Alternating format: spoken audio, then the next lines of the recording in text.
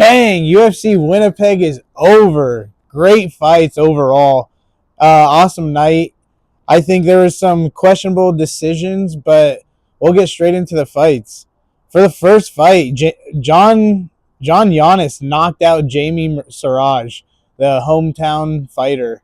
That was an awesome fight. I think John Giannis did very good on defending the wrestling. He knew exactly what to expect, and his striking was there. He had very quick hands and caught Jamie surprisingly with that straight right, and then followed through with some very heavy ground and pound elbows on top. For the second fight, John Castaneda had a draw against Mark Vologden. I did not agree with this. I had John Castaneda winning the whole fight, and he got a point deducted for groin strikes. I think he had multiple groin strikes. I do not agree with that, though. I had it 2-0. Mark Vologden did pretty good. As I expected, his boxing was there, but his cardio definitely didn't follow through for the whole fight, which I said in the prediction video. If you go back, I didn't think his cardio was gonna last, and thought John Castaneda would override with the win with his cardio and his distance striking. But yeah, I did not agree with that decision. Speaking of another one, I picked JJ Aldridge. JJ Aldridge got a decision win against the hometown fighter Jamie Lynn Horth. I did not agree with the decision. I thought Jamie had a pretty good fight, but JJ ended up winning surprisingly. The Canadian judges went against the hometown fighter. So yeah, surprisingly got that prediction right. I thought JJ's boxing would be there the whole fight, and Jamie did great. She had a good game plan. Um, Anyways, back to the next fight. This fight was a banger. For the fourth fight, Melissa Croden versus Daria Zelenikov. She got a decision win over Daria. Daria had a great first round. She had a good 5-6 minutes of cardio, but again, in my prediction video, what I said, I did not think Daria's cardio was going to be there. Melissa absolutely came back in the fight, and she came back with the win. It was awesome to see her win in her hometown. She did amazing in those second and third round. So great to see Melissa get that win. Gokhan Sarkam knocked out Tanner Boser in his UFC return. Again, the Canadian fighters off to a bad start. It wasn't looking good at first, but we'll get into it. They eventually pick it up. But Sarkam had a very, very good fight. He has quick hands, but his cardio is definitely not there. I don't think he can last a full 15 minutes in the fight.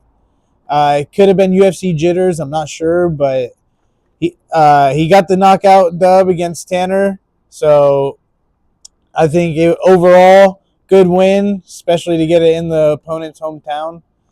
But yeah, I don't know about his cardio, and I'm not too sure how he's gonna fare again or fight against especially like UFC veterans or whatnot. Let's see. Next fight. Oh, this was a very awesome fight. Robert Valentin versus Julian LeBlanc. Yeah, he got a submission win on Julian. Shout out Robert Valentin. That was a great fight. Awesome to see you in the win column now. I know you've been going against crazy UFC opponents your last few fights. So amazing to see your hand raised, especially after, hearing that his mom passed away a week ago. Yeah, that was very, very sad. Very special moment. You could see he let it all out. He let it all out. Shout out Robert Valentin. Can't wait to see your next fight, and hope you have an amazing career. Next fight. Oh, Mauricio Barboza knocked out Dennis Bazukia. I knew that was coming. I called that. That was the knockout alert of the week for the prediction video. This Barboza prospect, he's it. He's the real deal. We have a few Brazilian prospects coming out, and they are on fire. This Barboza dude. Who else just can't? I can't remember the last two. Oh, Delano. Who is the other fighter exactly like Delano? Let me know in the comments if you guys are picking up who I'm trying to remember. But yeah, Brazil has a few hot prospects right now. Definitely look out for Barboza's next fight. Alrighty, for the next fight. Oh, this was a barn burner right here. This is a barn burner. Gage Young got a decision win over Thiago Santos. Gage Young, his boxing was there. His boxing was there all night. I he just needed to stuff Thiago's takedowns. That's literally it. And I don't rate Thiago's wrestling that highly. I think exactly what Young did. I thought his volume was gonna outpace Thiago, and he wasn't gonna be able to take it. I'm surprised there was no finish. It surprisingly went to a split decision. I do not agree with that. Like I said earlier in the video, the decisions I kind of don't agree with most of them. But yeah, Gage Young's boxing. He's looking like a real prospect. He's young too. He has a few fighters in his corner, so if he keeps getting the right training and keeps putting in that work, Gage Young's a prospect to look out for. Alrighty, Miss Canada herself. Jasmine Jasudavicius got the decision win over Karine Silva. Her wrestling, just the elite wrestling is there. She just needed to avoid the submission attempts from Karine Silva, which she did. She did fairly well for that throughout the whole fight. But Jasudavicius, she's the real deal. She's it. She's Miss Canada. For her next fight, I'm not sure who you would want her. She's definitely gonna have to fight like a top 5, top 4 fighter. Let me know in the comments who you guys would want to see Jazz fight next. That's gonna be an amazing fight. Anytime she fights, I always have fun. So, speaking of fun fights, we got Jai Herbert knocked out Mandel Nalo. That was crazy. Crazy back and forth. Such a roller coaster fight. It looked like Nalo was about to knock out Jai Herbert within the first minute or two. Jai Herbert got through the obstacles and somehow got the knockout. Such clean striking from both fighters. Shout out Jai Herbert. What a great comeback. Good return to the UFC octagon to knock out Nalo. That's saying something. Jai Herbert is probably going to get a decent opponent next. Maybe another prospect. I'm not too sure what they do with Herbert, as long as he stays decently. What am I trying to say? Relevant, I guess. Like fighting more often, I guess, is what I'm trying to say. Anyways, we got the co-main event. Charles Jourdain got a decision win over Kyler Murray. This was back and forth. Let me know what you guys think about this fight. I think you could have gave it to Kyler, in all honesty. He put on a great fight. Charles Jourdain, he looked very sloppy. He even admitted he couldn't get he couldn't find Kyler in the boxing range.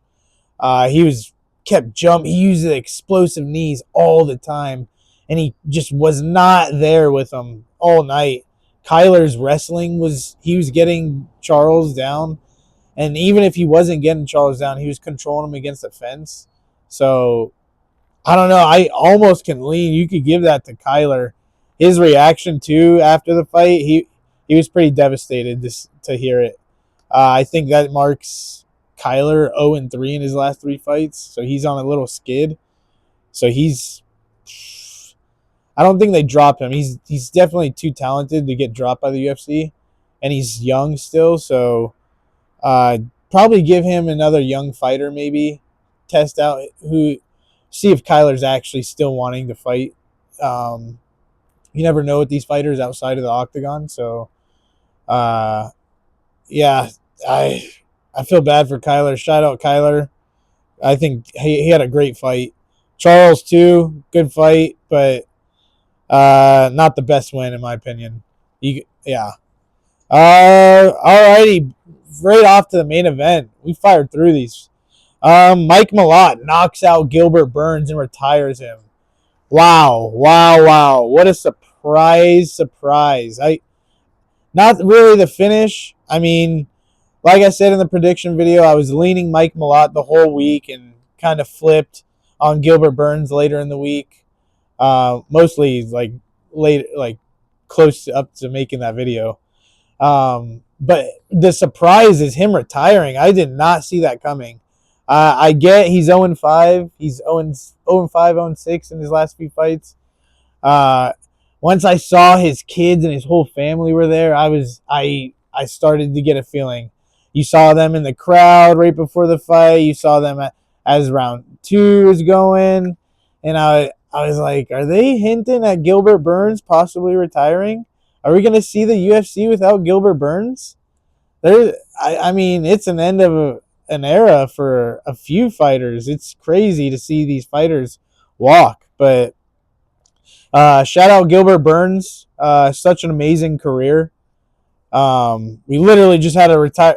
We had Cub Swanson literally retire last week. So yeah, crazy to see Gilbert Burns retire. I wish him nothing but the best outside of fighting. I know he's probably got a few businesses. He's got his podcast going, and so yeah. Shout out Gilbert Burns. I hope he does good. He could. That's a fighter who could be a good coach. That would be a very good coach to have in your corner. But yeah, that's UFC Winnipeg right there. We're not in the studio again, so sorry about that. Trying to get used to this schedule. So bear with me, guys. I know I keep saying this, but I'm getting used to this. I want to keep doing this. This is my passion. I love talking fights. I love watching fights. I love going back and forth with the community. Always like responding to comments and stuff about fights. I love it. I love it. I love everything about it. But yeah, that's UFC Winnipeg. Out of 10, I'll rank them every week. So out of 10, I think last week I did a 7.5, and I think I messed up on that. Honestly, I probably give that a 8.5. So this week, so yeah, UFC 327, 8.5. I'll do UFC Winnipeg. Let's do a 7. Let's give it a 7. UFC Winnipeg, 7 out of 10. That's pretty good. Anyways, I'll see you guys next week for fight prediction, fight podcast, and for the reactions. As always, I'll see you guys. Or I just said that, but I'll see you next week. Peace.